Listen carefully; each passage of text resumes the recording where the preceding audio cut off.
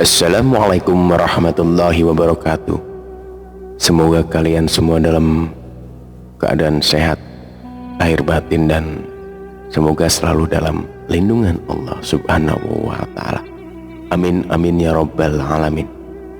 Pada suatu sore ketika Abu Nawas sedang mengajar murid-muridnya, ada dua orang tamu datang ke rumahnya, yang seorang adalah wanita tua penjual kahwa, sedang satunya lagi adalah seorang pemuda berkebangsaan Mesir.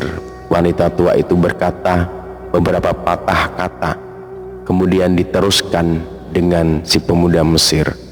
Setelah mendengar pengaduan mereka, Abu Nawas menyuruh murid-muridnya menutup kitab mereka. Sekarang pulanglah kalian, ajak teman-teman kalian datang kepadaku pada malam hari ini sambil membawa cangkul, penggali, kampak dan martil serta batu. Murid-murid Abu Nawas merasa heran, namun mereka begitu patuh kepada Abu Nawas dan mereka merasa yakin gurunya selalu membuat kejutan dan berada di pihak yang benar. Pada malam harinya mereka datang ke rumah Abu Nawas dengan membawa peralatan yang diminta oleh Abu Nawas. Berkata Abu Nawas, "Hai kalian semua, pergilah malam hari ini untuk merusak Tuan Kadi yang baru jadi." "Hah? Merusak rumah Tuan Kadi?" gumam semua muridnya keheranan. "Apa? Kalian jangan ragu, laksanakan saja perintah gurumu ini," kata Abu Nawas menghapus keraguan murid-muridnya. "Barang siapa yang mencegahmu, jangan kau pedulikan, terus pecahkan saja rumah Tuan Kadi yang baru. Siapa yang bertanya, katakan saja aku yang menyuruh merusak. Barang siapa yang hendak melempar kalian, maka pukullah mereka dan lemparilah dengan batu." Habis berkata demikian, murid-murid Abu Nawas bergerak ke arah Tuan Kadi laksana demonstran. Mereka berteriak-teriak menghancurkan rumah Tuan Kadi. Orang-orang kampung merasa heran melihat kelakuan mereka. Lebih-lebih ketika tanpa basa-basi lagi mereka langsung merusak rumah Tuan Kadi. Orang-orang kampung itu berusaha mencegah perbuatan mereka, namun karena jumlah murid-murid Abu Nawas yang terlalu banyak, maka orang-orang kampung tak berani mencegah.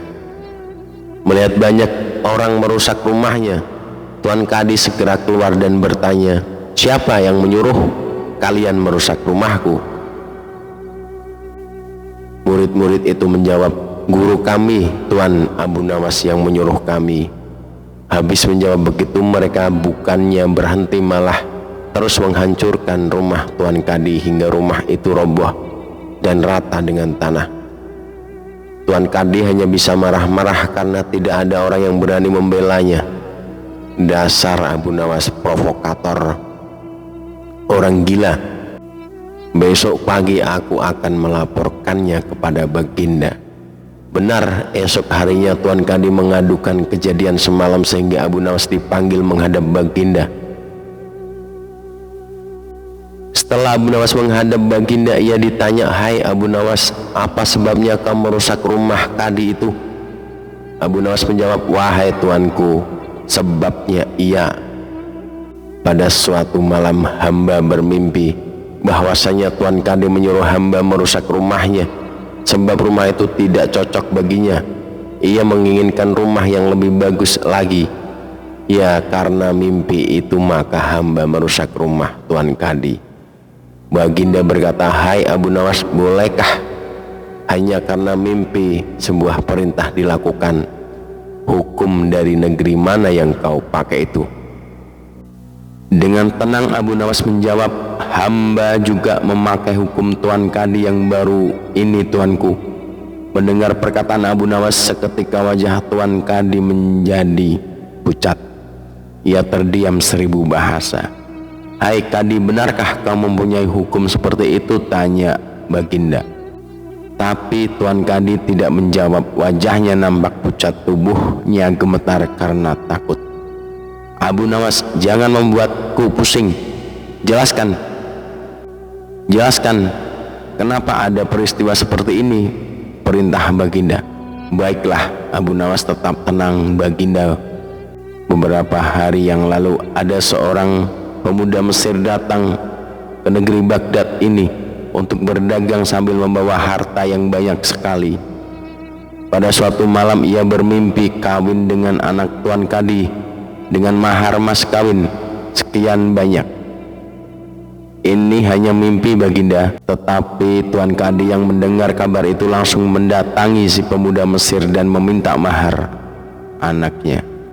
Tentu saja pemuda Mesir itu tak mampu membayar mahar karena mimpi. Nah, disinilah terlihat arogansi Tuan Kadi. Ia ternyata merampas semua harta benda milik pemuda Mesir sehingga pemuda itu menjadi seorang pengemis gelandangan dan akhirnya ditolong oleh wanita tua menjual kahwa. Baginda terkejut mendengar penuturan Abu Nawas, tapi masih belum percaya 100%, maka ia memerintahkan Abu Nawas agar memanggil si pemuda Mesir. Pemuda Mesir itu memang sengaja disuruh Abu Nawas menunggu di depan istana. Jadi mudah saja bagi Abu Nawas memanggil pemuda itu ke hadapan Baginda. Berkata Baginda Raja, "Hai anak Mesir, ceritakanlah hal ihwal dirimu sejak engkau datang ke negeri ini." Ternyata cerita pemuda Mesir itu sama dengan cerita Abu Nawas. Bahkan pemuda itu juga membawa saksi, yaitu Pak Tua, pemilik tempat kos dia menginap. Kurang ajar, ternyata aku telah mengangkat seorang kadi yang bejat moralnya. Baginda sangat murka. Kadi yang baru itu dipecat dan seluruh harta bendanya dirampas dan diberikan kepada si pemuda Mesir. Setelah perkara selesai, kembalilah si pemuda Mesir itu dengan Abu Nawas pulang ke rumahnya. Pemuda Mesir itu hendak membalas kebaikan Abu Nawas. Berkata Abu Nawas, "Janganlah engkau memberiku barang sesuatu kepadaku. Aku tidak akan menerima sedikit pun jua." Pemuda Mesir itu betul-betul mengagumi Abu Nawas. Ketika ia kembali ke negeri Mesir, ia menceritakan tentang kehebatan Abu Nawas itu kepada penduduk Mesir, sehingga nama Abu Nawas menjadi sangat terkenal.